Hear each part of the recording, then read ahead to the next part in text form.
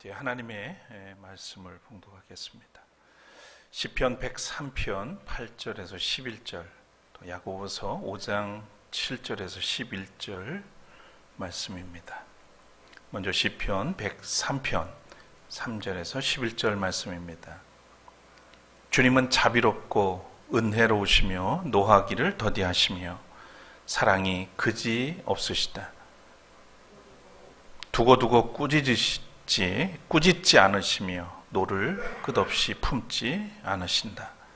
우리 죄를 지은 그대로 갚지 않으시고 우리 잘못을 저지른 그대로 갚지 않으신다. 하늘이 땅에서 높음같이 주님을 두려워하는 사람에게는 그 사랑도 크시다. 야고보서 5장 7절에서 11절입니다. 그러므로 형제 자매 여러분, 주님께서 오실 때까지 참고 견디십시오. 보십시오. 농부는 이른 비와 늦은 비가 땅에 내리기까지 오래 참으며 땅에 귀한 소출을 기다립니다. 여러분도 참으십시오. 마음을 굳게 하십시오. 주님께서 오실 때가 가깝습니다. 형제 자매 여러분, 심판을 받지 않으려거든 서로 원망하지 마십시오. 보십시오. 심판하실 분께서 이미 문 앞에 서 계십니다. 형제 자매 여러분, 주님의 이름으로 예언한 예언자들을 고난과 인내의 본보기로 삼으십시오. 보십시오. 참고 견딘 사람은 복되다고 우리는 생각합니다. 여러분은 욥이 어떻게 참고 견디었는지를 들었고 또 주님께서 나중에 그에게 어떻게 하셨는지를 알고 있습니다. 주님은 가여워하시는 마음이 넘치고 불쌍히 여기시는 마음이 크십니다. 이는 하나님의 말씀입니다.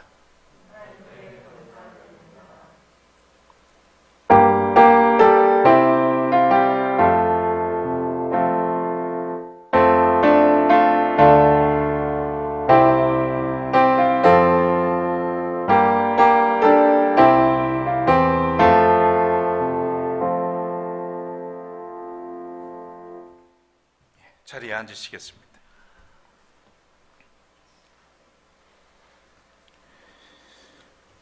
다시 오실 주님을 기다리는 대림절 셋째 주일을 맞았습니다. 오늘은 성서주일입니다. 성서주일은 하나님의 말씀이 기록되어 있는 성경이 성도들에게 삶의 유일한 기준이 되게 하고 또 그 성경을 주신 하나님께 감사하며 이 성경을 더욱 사랑하여 읽고 연구하도록 하기 위해서 1954년 12월 둘째 주일로, 1954년부터 12월 둘째 주일로 한국교회가 제정했습니다. 거짓말과 가짜뉴스가 판을 치는 세상에서 교회와 성도가 진리의 말씀인 성서를 연구하고 세상에 널리 보급하는 일은 매우 중요합니다. 우리 모두 성서를 생명의 양식으로 삼아서 푸른 초장과 맑은 시냇가로 이끄심을 받는 그런 은총의 주인공들이 되시기를 바랍니다. 오늘도 겸손한 마음으로 주님께 예배드리는 여러분에게 우리 주님의 위로와 평강이 함께 하시기를 빕니다. 오늘은 인내하라라고 하는 제목의 말씀을 나누겠습니다. 먼저 대림절 찬양으로 우리 함께 주님을 사모합니다. 함께 찬양하겠습니다.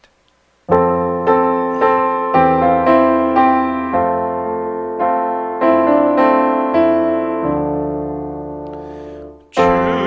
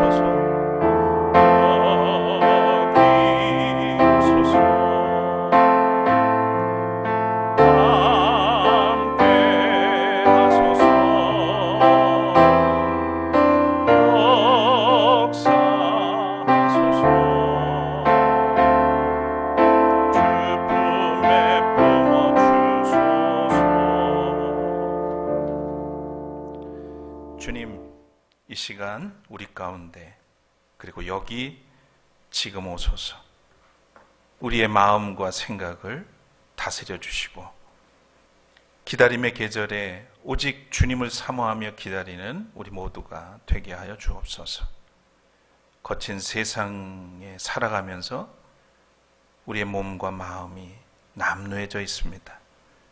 이 시간 성령께서 어루만져 주시고 아픈 곳은 낫도록 치유해 주시고 상처 입은 곳은 싸매어 주시고 또 거칠은 마음의 밭은 말끔하게 갈아엎어 주시고 새롭게 거듭나는 복된 예배의 자리가 되도록 인도해 주옵소서.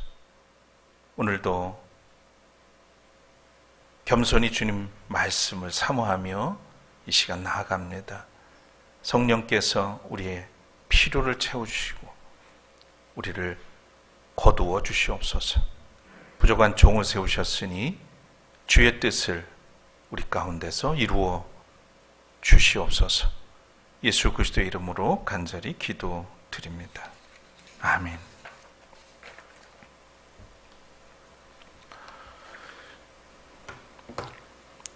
기다림은 오래 참음, 인내를 동반합니다.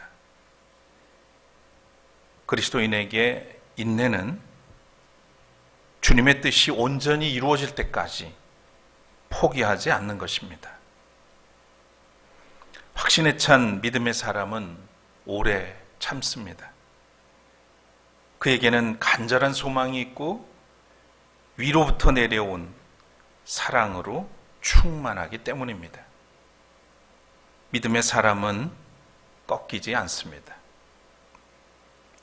지난 12월 3일 카타르 월드컵 조별 마지막 경기에서 대한민국 국가대표팀이 우리보다는 월등한 포르투갈 팀을 맞아서 2대1 역전극을 펼쳤던 것을 기억하실 겁니다. 그래서 이 경기로 인해서 아주 어렵게 16강에 들어가게 됐죠. 목표를 극적으로 도달하게 돼서 온 국민이 기뻐했습니다. 물론 현재는 16강전에서 브라질을 만나서 패하고 귀국한 상태죠. 저는 이 역전골을 넣을 때 그 당시에 영상을 수십 차례 본 것 같습니다. 국가대표 주장인 손흥민 선수의 그 침착하고 정확한 어시스트, 그리고 그것을 받아서 한 치의 오차도 없이 골을 넣은 황희찬 선수, 정말 환상적이었어요. 근데 오늘 제가 주목하는 것은 이 선수들이 들고 나온 태극기입니다.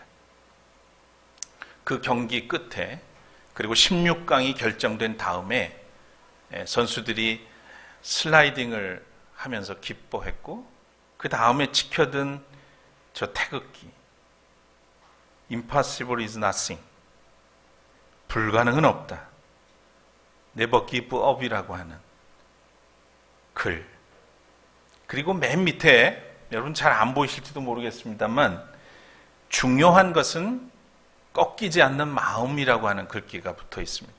중요한 것은 꺾이지 않는 마음이다. 적어도 강팀 앞에서 기죽지 않겠다는 선수들의 의지가 아닐까, 이런 생각이 들었습니다.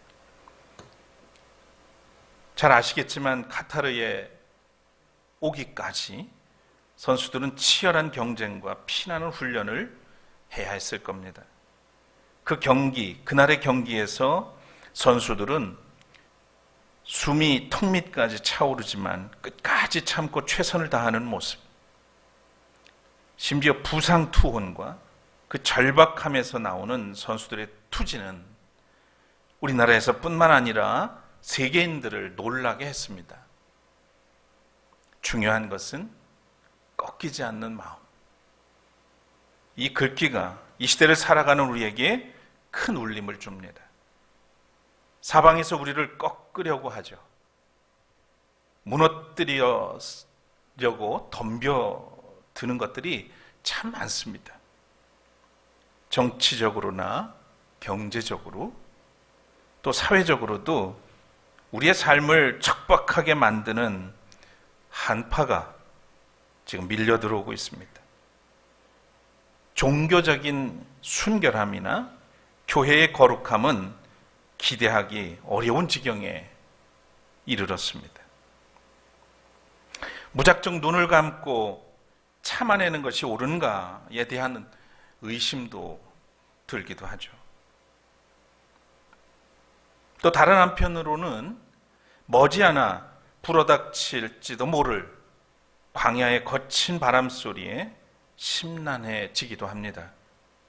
이럴 때 우리는 광야의 소리, 하늘의 소리를 붙잡아야 하겠죠. 오늘 우리에게 들려지는 광야의 소리는 인내하라입니다. 그럼에도 불구하고 인내하라. 인내는 사전적으로 괴로움이나 어려움을 참고 견디는 그런 행동을 가리킵니다. 인내에 관한 성경의 직접적인 가르침들 중에서 아마도 야고보서 1장 3절 4절 말씀을 가장 마음에 새겨두어야 하지 않을까 싶습니다. 같이 한번 읽으실까요? 여러분은 믿음의 시련이 인내를 낳는다는 것을 알고 있습니다. 여러분은 인내력을 충분히 발휘하여 조금 더 부족함이 없이 완전하고 성숙한 사람이 되십시오. 야고보는 인내를 온전히 이룬 성도야말로 온전한 성도가 될 수 있다고 가르칩니다. 인내에 관한 이런 가르침은 우리의 일상의 삶이 상당 부분 고난과 시련으로 가득 차 있다는 것을 암시합니다. 하지만 하나님은 우리가 감당할 지혜와 힘도 주시고 또 광야의 생활을 잘 이겨내면 온전한 사람이 될 수 있다고 그렇게 이끌어 주십니다. 성서에서 인내에 관해서 가르치는 많은 내용들이 있는데 그것들을 종합해 보면 한 몇 가지 단계를 거치게 되는 것 같습니다. 첫째, 인내는 고난 속에서도 믿음을 지키고 견디는 것이라고 말씀하시죠. 믿음을 지킨다는 것은 고난을 당하고 또 때로는 하나님을 이해할 수 없어도 하나님에 대한 믿음을 버리지 않는 겁니다. 우리가 인내한다 하는 말은 하나님에 대한 믿음을 어떤 상황에서도 버리지 않고 버티는 것, 여기부터 인내는 출발하는 겁니다. 두 번째로 인내는 시간 속에서 성찰을 통해서 고난에 대한 바른 해석을 시도함으로 믿음이 성장합니다. 그러니까 인내는 믿음의 성장에 대한 성장을 위한 통로인 것이죠. 인내하다 보면 우리의 믿음이 성장한다. 어떤 면에서요? 우리 자신들을 돌아볼 수 있을 뿐만 아니라 이 고난 속에 하나님의 뜻이 뭔지를 깨닫게 되기 때문에 그렇겠죠. 세 번째는 인내는 소망을 갖고 또 기다리게 만들죠. 기다림 속에서 소망을 갖게 합니다. 고난을 견디면 마침내 끝이 올 것이고 결국은 하나님으로부터 또 하나님을 향한 소망은 더 커지게 됩니다. 그래서 인내는 소망을 품고 불의와 거짓과 싸울 수 있는 디딤돌이 되는 것이죠. 네 번째로 인내에는 보응이 따릅니다. 하나님은 공의로우신 하나님이셔서 우리에게 있는 고난이 다 끝난 후에는 그 믿음으로 견뎌낸 그 인내에 대한 대가를 주시는 분이라고 성경은 이야기합니다. 인내는 하나님의 뜻을 성취하는 그런 성취라고 하는 열매를 우리로 하여금 얻게 합니다. 그래서인지 위대한 믿음의 사람들은 한결같이 고난이 유익하다고 그렇게 여기며 살았습니다. 시편 119편 71절에 보면 고난을 당한 것이 내게는 오히려 유익하게 되었습니다. 그 고난 때문에 나는 주님의 윤리를 배웠습니다. 라고 고백을 하죠. 그러니까 성숙한 신앙인의 모습을 볼 수가 있습니다. 고난당하는 것이 내게는 오히려 유익이다. 고난 때문에 나는 주님의 말씀을 또 주님의 뜻을 더 열심히 배웠습니다라는 고백인 거예요. 이를 미루어서 보면 인류 발전은 인간의 결핍을 채우는 과정에서 이루어졌다고 할 수 있겠습니다. 그래서 어떤 이에게는 결핍의 상태가 기회가 될 수 있고 또 결핍이 없이 사는 것이 또 독이 될 수도 있는 거죠. 결핍과 고난이 사람에 따라 성장의 기회와 동기가 됩니다. 모든 사람은 고난을 피하고 싶어 하죠. 고난을 견디거나 참아내는 것만큼 고달픈 일도 없습니다. 그러나 고난이 유익할 때가 있습니다. 고난이 이기적인 나의 자아를 깨뜨릴 때 바로 그때이지요. 내 힘으로는 뭐든지 할 수 있을 줄 알았는데 고난을 통해서 내 힘으로 할 수 있는 것이 별로 없다는 것을 깨닫습니다. 이것을 절감하는 순간 하나님의 은혜 없이는 살 수 없다는 것을 우리는 알게 되고 그래서 하나님을 더 의지하게 됩니다. 경험적으로 볼 때에도 대부분의 사람은 고난에 처하지 않으면 하늘의 소리에 둔감합니다. 고난이 없이 모든 것이 술술 잘 풀리고 또 남들보다 잘 나가는 것 같으면 그때는 하나님의 음성에 또는 하나님의 뜻에 귀를 기울이지 않습니다. 관심이 별로 없습니다. 어떻게 하면 나를 더 나타내고 나를 자랑할까? 여기에 관심이 가죠. 우리가 고난을 자처하지 않더라도 고난을 의미로 받아들일 줄 알고 고난 속에서 인내를 배울 수 있다면 그것은 우리에게 아주 소중한 신앙적인 자원이 될 것입니다. 그리스도인에게 인내가 왜 중요할까요? 하나님은 왜 우리에게 인내하라고 하시는 걸까? 그것은 먼저 인내가 하나님의 성품이기 때문입니다. 하나님은 오래 참으시는 분입니다. 노하기를 더디하시는 분이십니다. 오늘 시편 본문에 주님은 자비롭고 은혜로우시며 노하기를 더디하시며 사랑이 그지 없습니다. 두고두고 꾸짖지 않으시고 노를 끝없이 품지 않으십니다. 이렇게 시인은 고백합니다. 적어도 우리가 행하는 죄와 불의한 일에 대해서 아주 오래 참으시고 기다리시는 분이라고 묘사하고 있죠. 하나님은 그래서 회개에 대한 용서에는 민첩하십니다. 누구든지 자기의 죄를 자백하고 회개할 때는 아주 성급하게 용서해 주시는 분이 있어요. 그러나 심판에 대해서는 오래 기다리시고 인내하시는 분입니다. 우리와는 아주 달라도 많이 다르시죠. 성급하고 한 번 꾸짖은 것을 두 번, 세 번, 그래서 잔소리가 되고, 그래서 하나마나 한 소리가 되고, 이런 일들을 우리는 늘상 하고 삽니다. 용서는 참 더디하고, 정죄하고 심판은 어쩌면 그렇게 적나라하게, 신속하게, 민첩하게 하는지 모르죠. 하나님은 정반대세요. 용서는 민첩하게, 심판은 아주 더디게. 그래서 시인은 10절, 11절에 이렇게 고백하죠. 찬양합니다. 우리 죄를 지은 그대로 갚지 않으시고 우리 잘못을 저지른 그대로 갚지 않으신다. 하늘이 땅에서 높음같이 주님을 두려워하는 사람에게는 그 사랑도 크시다. 이렇게.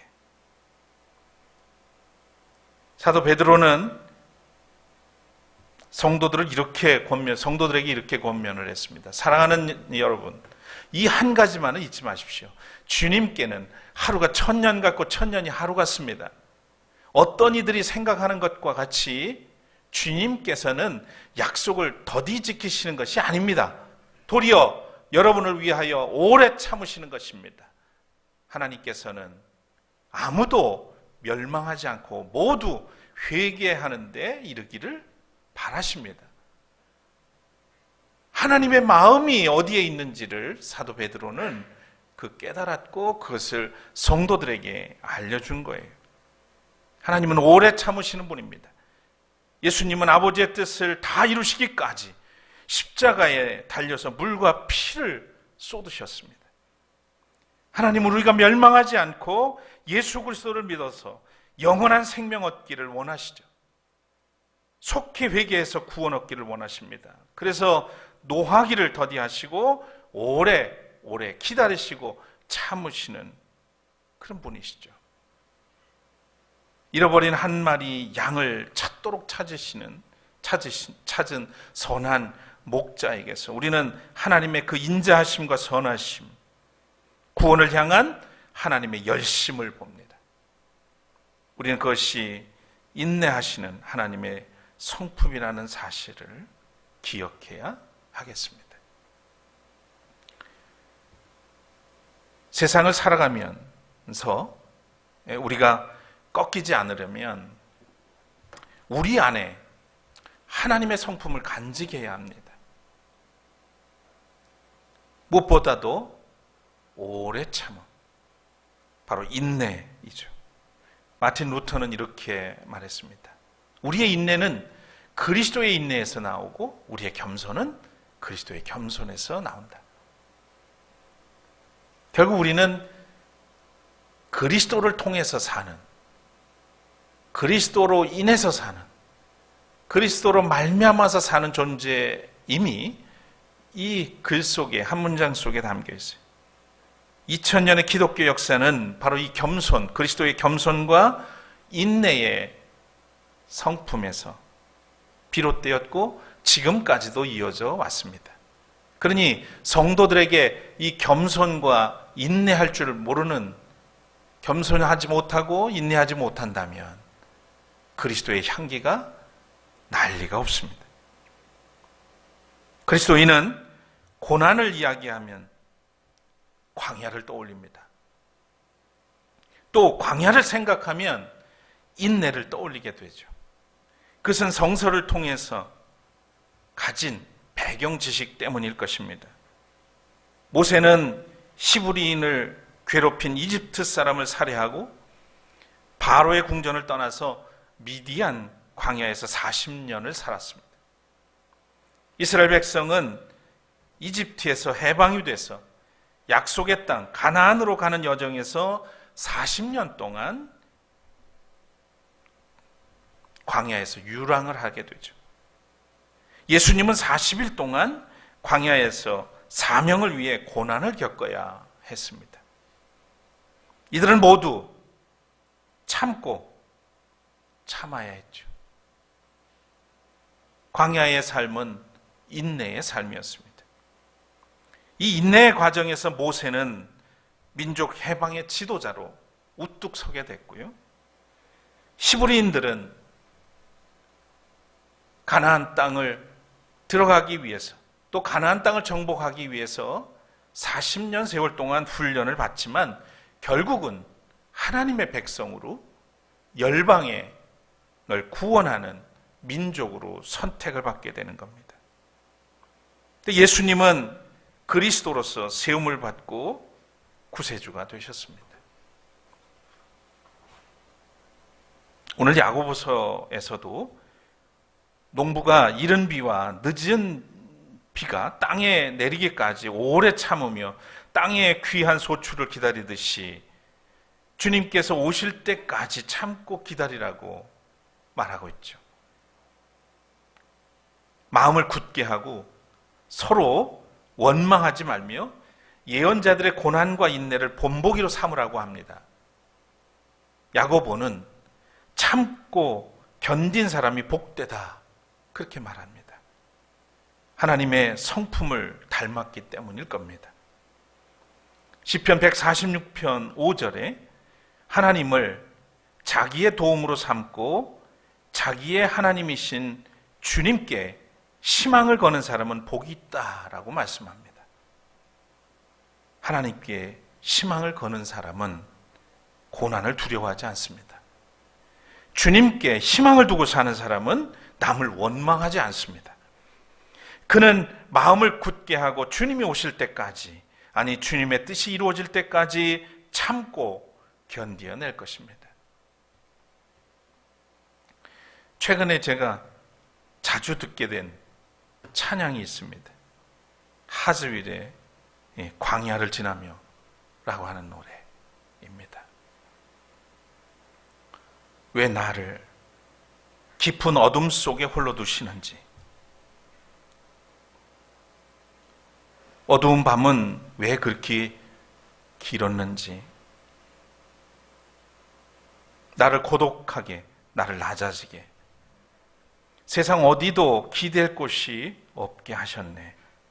광야에 서 있네. 주님만 내 도움이 되시고 주님만 내 빛이 되시는, 주님만 내 친구가 되시는 광야.